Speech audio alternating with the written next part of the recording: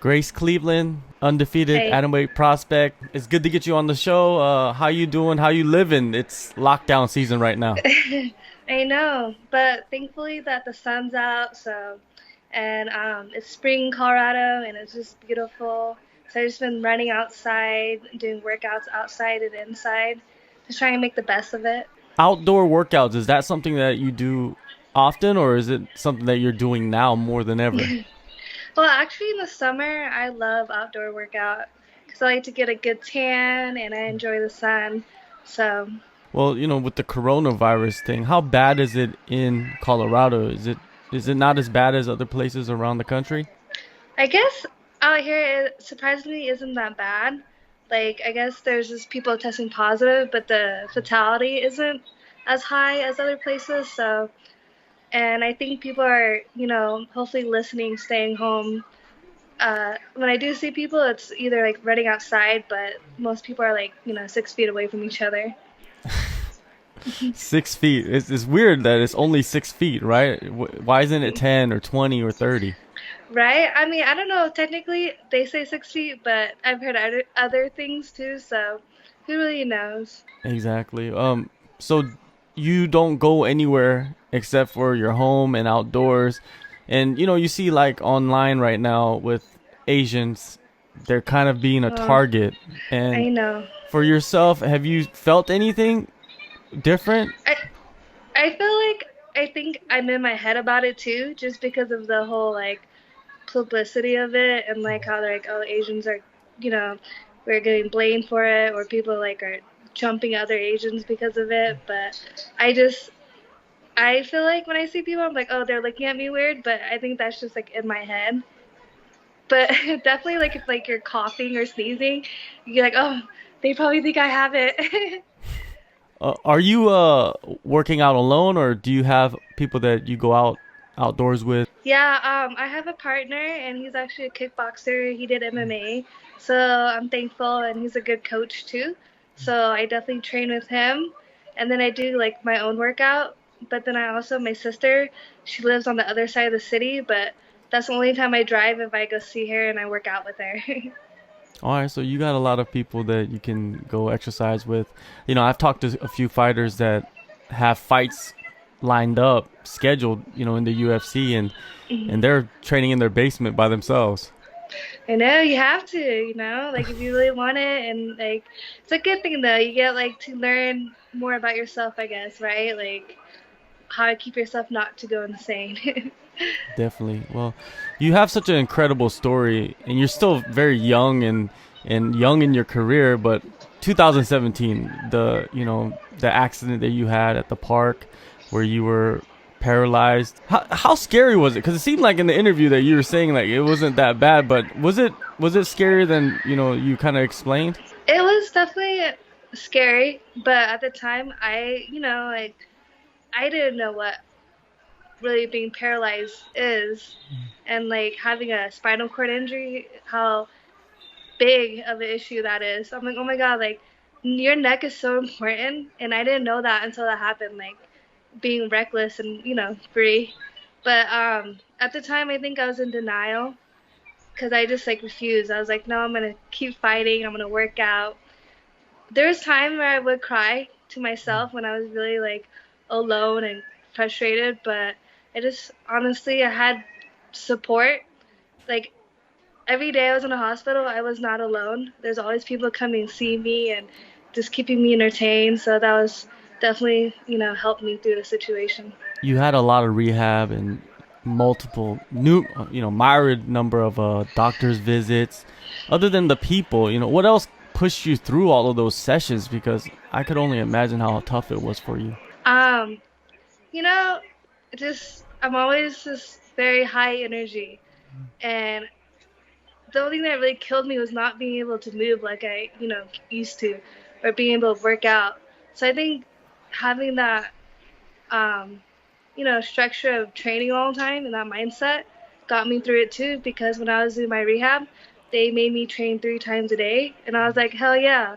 Like, I want to train as much as I can, like get through this, like keep myself busy. So the days must have went much quicker because if you're just laying there doing nothing, I'm pretty sure it's like you're inside your head all day.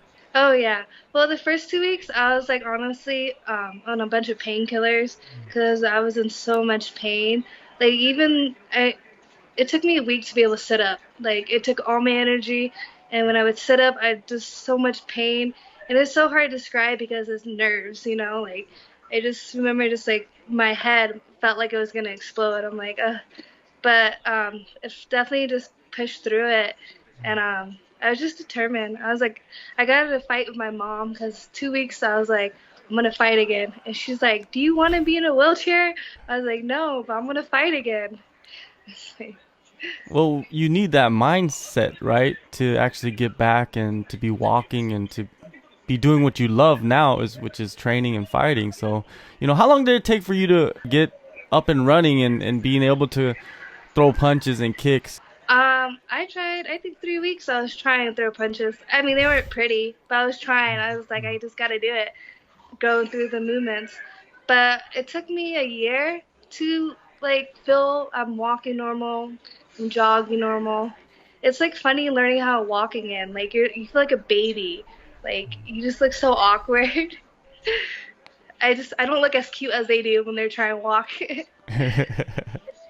uh, Not too long after that, I believe you went to Thailand to Fairtex, right? And was that the first time back in Thailand since your childhood? Yeah, it was. I've always wanted to go back, just never had the right time. And I just feel like when you travel, there's never a right time. You tell yourself, oh, I have this and this. So I decided, I'm like, I'm just gonna go. I'm like, I just got hurt. I'm like, there's nothing I'm gonna do it. Why not? So got the opportunity to get a sponsorship out there, which I was super happy because I was like, yeah, like I just came from a crazy accident. I'm like, I don't know what they'll see in me, but they gave me the chance, and I got to train with awesome people like Stamp Fairtex and Mark and a couple other people. So it was really fun. I went there last year, but I've been to Pattaya a few times. But I went there to the Fairtex training center last year, and yeah, it's like a fighter's place. It's the hotel. It's It's crazy how it's set nice. up, right? Yeah, they got a zoo in there too. The Yeah. tigers and the snakes. Did you like that being next to all of that, being able to just have animals, in front of you and access to animals every day? Yeah, it's really beautiful, and they're well taken care of. They're fed. I actually got to see the snake, the anaconda, out of the cage when they're feeding it. I love animals, but I'm definitely like, I would never have like a tiger in my house or something. I get beat up by my own cat, let alone like a big animal. When you've been around the tigers, but you see that Tiger King, that the documentary. I think Did you everyone's watch seen it? it. Yeah, I did. What did you think about Crazy. that? That's a weird series. It's like, it was weird. It was sad but entertaining, and like you see like what goes on behind and in the scene. I mean, it's cool that they reopened the case for Carol Baskin for her missing husband. I'm like, how did they not try to like find him? Like I feel like they didn't do a good job at finding her missing million you know heir. The craziest part to me is there's so much crazy stuff, but it's her. She has another husband when there's a case for her that killed her previous husband, but the Yeah, guy's living with her and like supports her fully.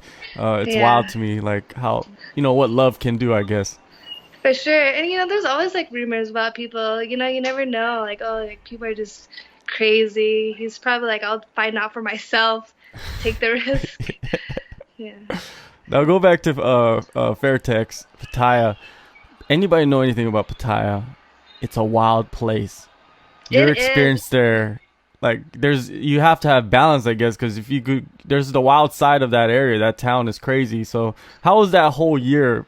Could you sum it up? Pattaya, oh my God, it's like the Vegas, but 10 times crazier.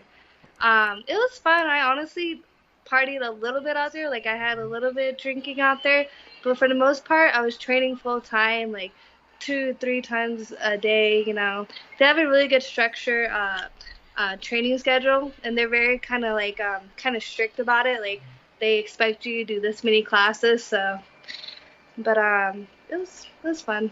Yeah, how much do you think you improved out there? I feel like I improved a lot. Like coming back from my injuries, I got stronger. Obviously, like I had to take it slow, had to be smart. I felt like also just seeing the traditional Muay Thai, that was amazing because that's my culture, and just being around it definitely just like built my confidence, and just it being out there helped me get back in shape too. I feel like the heat because of my neck, it kept it loose, so it was a really good experience. What about the OG Fairtex sitting on that chair, that high chair, and Yeah, during the Muay Mr. Thai Wong. sessions? Mr. Yeah. Wong. Oh yeah, that guy. He's a great guy, very nice, takes care of everyone. He definitely will tell you what you need to do, like more power or like, yeah. So Yeah, those sessions was fun. I watched a few of them. They're nice. They're they they're they crazy. they try and make you hurt. They try Yeah. to break you. um, Stamp Fairtex, you see her doing her thing in one championship. I'm pretty sure your goals are somewhere like one championship, Ryzen. UFC doesn't have an atomweight division, but you got Invicta also. Where does your goals lie? Where do you want to be at? Honestly, just take it a day at a time. I definitely want to fight for 1FC. But I'm still in contract with King of the Cage to have a couple more fights. I was supposed to fight like April 5th in California, but then I kind of like changed my mind because it was so close to my last fight. And then my last fight, I had a hard weight cut. It was unexpected, but it happened. But I still made weight and I fought. But the fight didn't go the way I wanted to. I still won, but I definitely just like you have a high expectation for your performance, and it wasn't what I wanted. So I just like wanted to take a little more time so I can get focused, make sure my weight's checked, and then fight in May. So hopefully after the corona, I can fight in whatever May or June for the belt. That's the goal, and then I want to fight for Ryzen. Oh, definitely, definitely. Going back to 2019 when you came back from the injury and you finally got to step back into the cage. Was it nerve-wracking for you, or was it the feeling of like, oh, I'm finally back home?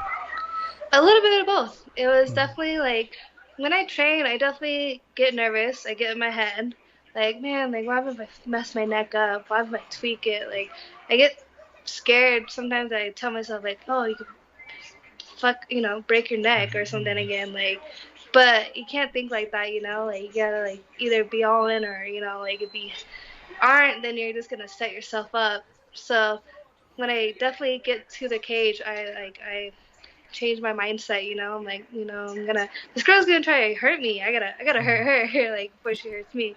So when I got back in the cage, it felt good. I felt a little rusty, but I knew like it was such a good experience. Like I went 3 rounds, but I didn't feel tired. Like I was tired, but not like, oh my god, like I'm out of shape. But so it definitely, um, it was, just trying to improve each time. So those 2 years, even though I didn't get to fight, I definitely like improved on my skills. I feel like. Your last two fights, they were split decision wins. One judge. It only takes one judge to say I that, go know. the other way, and then you're sitting with the loss, right? And I feel Yeah. like I feel like that's not fair to the fighters. The judging is kind of wonky. It's kind of unclear, Especially. right? Yeah. Mhm. Oh, I mean, I definitely agree with you. I think like they should at least each year they should like go through a course, get tested, like especially with new rules and new things. Everything's evolving. They need to take a test. Well, what about the open judging? Invicta did it in their last event, and I felt like it wasn't too bad. I like the idea of like, other sports, they have the score on the Oh, board. Like like. if you go to a Mhm. basketball game, there's the name of the teams. Like you put the name of the fighters and you put like what round it is, and then you just put up the score so everybody can see, exactly what's going on, just like every other sport. What do you think about that idea? I like the idea. I totally agree with you. I think you should know. Like it makes it even more entertaining. Like if you know that you're losing, you gotta pick it up, bring it. You know? Then I guess the booze would be justified, right? If you're losing and then you're not really trying to fight. Yeah. And I feel like it gives the crowd maybe a more understanding. They see it, they're like, oh, okay, this, they're not, this is what they judged it. So So you go and fight for the King of the Cage title. You win that, and you're like, okay, now I gotta go to Ryzen. Who do you want to fight in Ryzen? There's so many good. They have a great atomweight division there. So who is it? Who would you like to fight out there? Ryzen is amazing. I feel like Ryzen is a dream come true for a lot of people. Like, who doesn't want to go to Japan Yeah. and fight for them too? The crowd's amazing. I've actually got offered a couple times to fight for Ryzen, and it was against RENA. But both times I was coming off an injury, so I couldn't do it. I was like, ugh. But I'll fight anyone in Ryzen. But I think they're gonna try to put me against RENA again. That would It's be just great. That's an yeah, awesome fight. she's tough. I think Yeah, it'd be she's tough. fun. Yeah. It'd be a fun fight. Yeah, and she's a big name too in Japan. Like Yeah. probably the biggest superstar in Japan, MMA superstar for women's MMA. I watched a couple of her fights. I definitely know, like, when she did that tournament, they wanted her, they thought she was going to win against Kana. But then Yeah. Kana, Kana's amazing too. I like Kana. She shoots so awesome, like how low she gets and she turns the corner. It's amazing. So do you see like something as yourself fighting for the title for Ryzen even, in the future someday? If they give me the opportunity, yeah, definitely. I would love to fight for Ryzen, 1FC, get the belt. I just want to fight and just continue it and just grow. So wherever it takes me, I'll do whatever I need to do. All right, Grace, thank you so much for the time. I know you're busy with training. Even though you're in isolation, you seem like you're keeping busy, which is great. Hopefully, when you get your next fight contracted and ready to go, get you back on here. Thank you so much. Thank you. It was nice meeting you. Have a good night. Bye.